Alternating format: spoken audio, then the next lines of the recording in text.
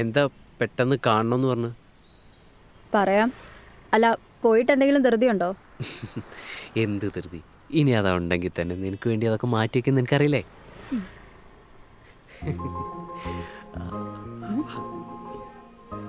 Hug. എന്താ?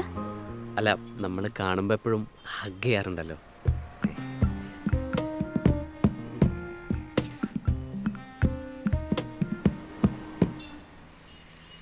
പിന്നെ എങ്ങനെ പോന്നു ജീവിതമൊക്കെ? ജീവിതം അല്ല, ഒട്ടും പ്രതീക്ഷിക്കാത്ത ചോദ്യങ്ങളാണല്ലോ നിന്റെ സൈഡിൽ നിന്ന് വരുന്നത്. നമ്മളിപ്പോൾ കണ്ടിട്ടൊരു മാസമായില്ലേ, അതുകൊണ്ട് ചോദിച്ചതാ. ഞാൻ സുഖമായിട്ടിരിക്കുന്നു.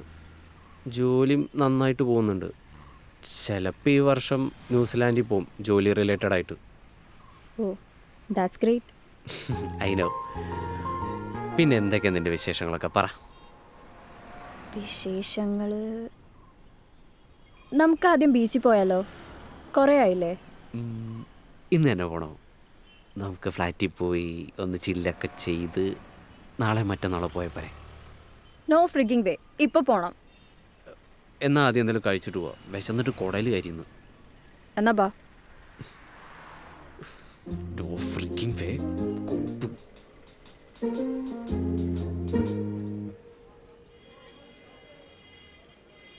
എന്തു പറയുന്നു നിന്റെ വീട്ടുകാരൊക്കെ? സുഖമായിട്ടിരിക്കുന്നു.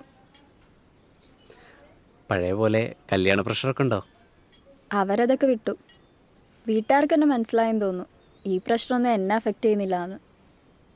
അവരെ പറഞ്ഞിട്ടും കാര്യമില്ല, പഴയ തലമുറയല്ലേ. പക്ഷെ തമാശ അതല്ല, എനിക്കിപ്പോൾ സെറ്റിലായ കൊള്ളാമെന്നുണ്ട്.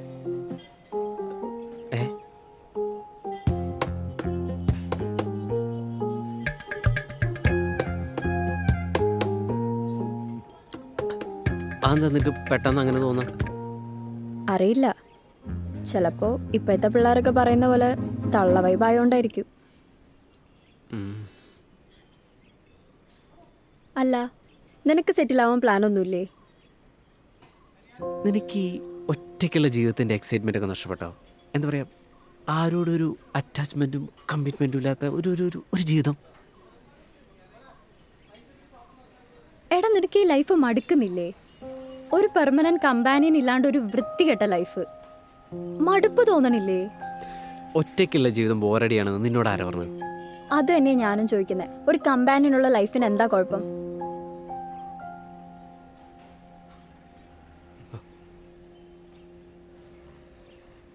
ചേട്ടാ, ബില്ല് ഞാൻ കൊടുക്കാം. ഞാൻ കൊടുത്തോളാം. അതുകൊണ്ടല്ല, എനിക്ക് ചേഞ്ച് വാങ്ങിക്കണം. എത്രയാ ചേട്ടാ? 380. എന്നാൽ ഞാൻ കാറിലുണ്ടാവും. ഓക്കെ.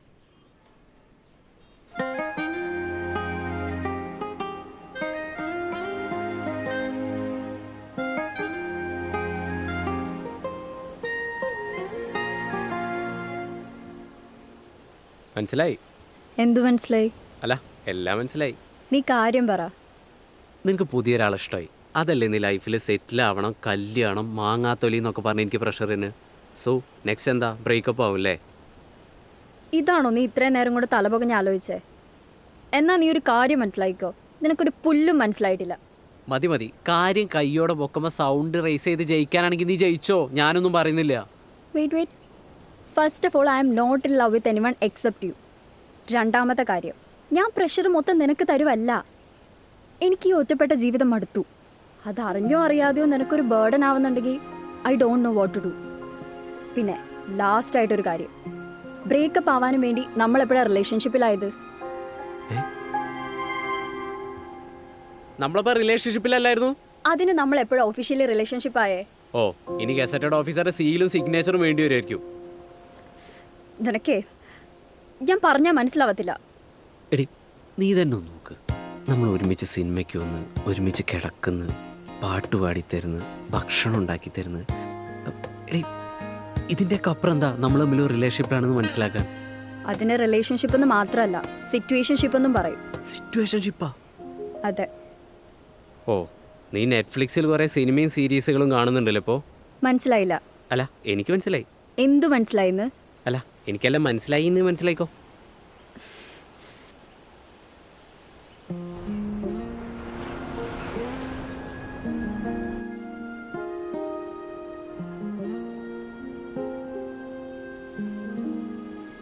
ഒരു ഒരു കാര്യം ചോദിക്കട്ടെ?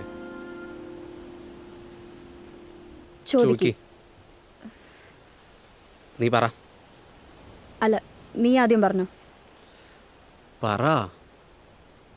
എനിക്ക് എന്തായാലും ഒന്ന് രണ്ടിലൊന്നും അറിയണം. നീ ആദ്യം അധിക പ്രസംഗം നിർത്തിയിട്ട് പറഞ്ഞു തൊലക്കി. നിനക്കെന്നെ ശരിക്കും ഇഷ്ടമാണോ? ഇഷ്ടമുള്ളതുകൊണ്ടല്ലേ നിന്നെ കാണാൻ വരുന്നത്. എനിക്ക് കേട്ടോ, I want to have a family. എനിക്ക് കല്യാണം കഴിക്കണം. നിനക്ക് സമ്മതമാണെങ്കിൽ ഈ വർഷം തന്നെ.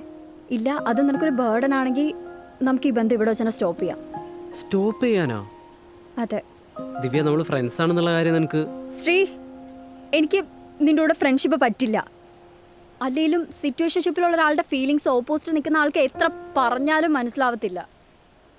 സോ നീ കല്യാണം കഴിക്കാൻ തീരുമാനിച്ചു? അതെ, ഒരു വർഷത്തിനുള്ളിൽ എന്തായാലും വേണം. ഇനിയും ഇങ്ങനെ ലൈഫ് കളയാൻ പറ്റത്തില്ല. ശരി.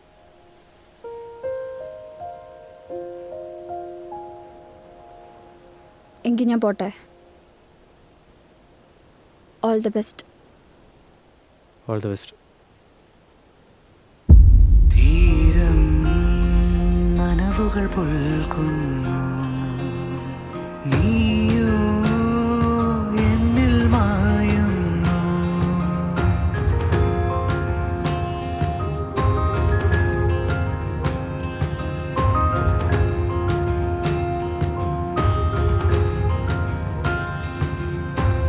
ആരാരോ നീ നിറവാ. ശ്രീ, നമ്മൾ ആദ്യമായിട്ട് കണ്ടുമുട്ടിയത് ഇതുപോലെ ഒരു ബീച്ചിൽ വെച്ചല്ലേ? ഓർമ്മയുണ്ടോ? അതെ. ടൈം ഫ്ലൈ സോ ഫാസ്റ്റ് അല്ലേ? ദിവ്യ,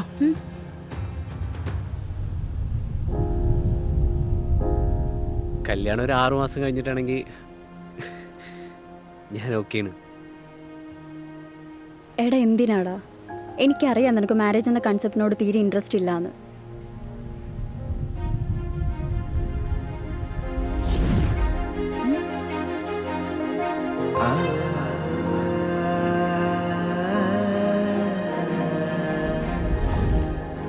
ഇപ്പോഴോ? അല്ല, ഇത് കഴിഞ്ഞ 1 മാസം നിന്നെ കാണാതിരുന്നപ്പോഴാ എനിക്ക് മനസ്സിലായത് നിന്നെ പിരിഞ്ഞിരിക്കാൻ കഴിയില്ലെന്ന്. I love you. I genuinely love you. You are the best thing that has ever happened to me. അല്ല, അപ്പം നീ റെസ്റ്റോറൻറ്റിൽ ഇരുന്നപ്പോൾ പറഞ്ഞതൊക്കെയോ? അത് ചുമ്മാ എവിടെ വരെ പോകുന്ന അറിയാൻ എൻ്റെ ഒരു ചെറിയ നമ്പർ. പട്ടി. സോറി. I love U. ആ